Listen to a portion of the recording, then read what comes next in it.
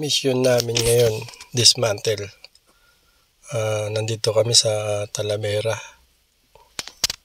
Pinapa-dismantle sa amin tong kondura na split type.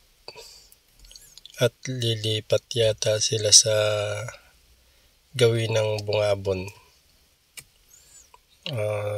Simple lang naman tong baklasin kasi mababa lang naman.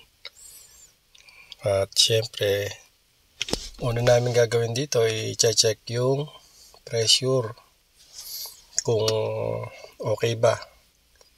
Pag na-check namin na parang kulang or hindi sakto,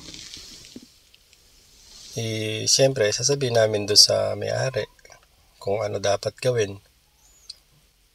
Pagkayari nun, kung na-check na namin yung pressure, yung andar, yung fan, kung okay ang ikot, lahat, syempre dapat i-check.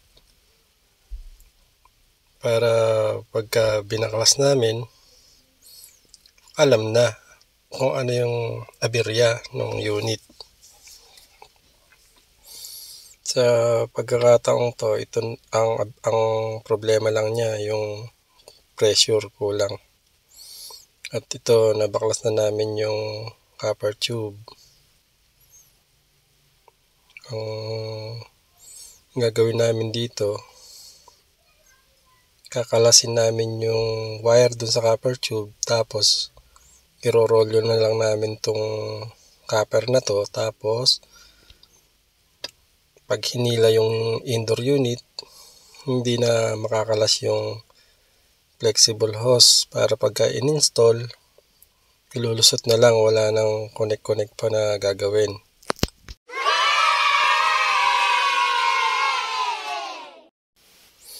Ang ginawa ko dito sa copper tube, sinaran ko yung pinakadulo, tinalian ko ng polyethylene magkabila para hindi madumihan.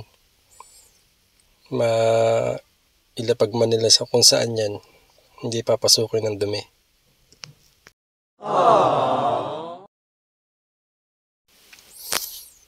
At dito, kinalagnan ni Inigo yung wire, yung power supply. Yung breaker kasi niyan nasa labas, kaya inunan ng kalagyan ni Inigo. Sunod, yung outdoor, binaba na. 2, 1, drop it!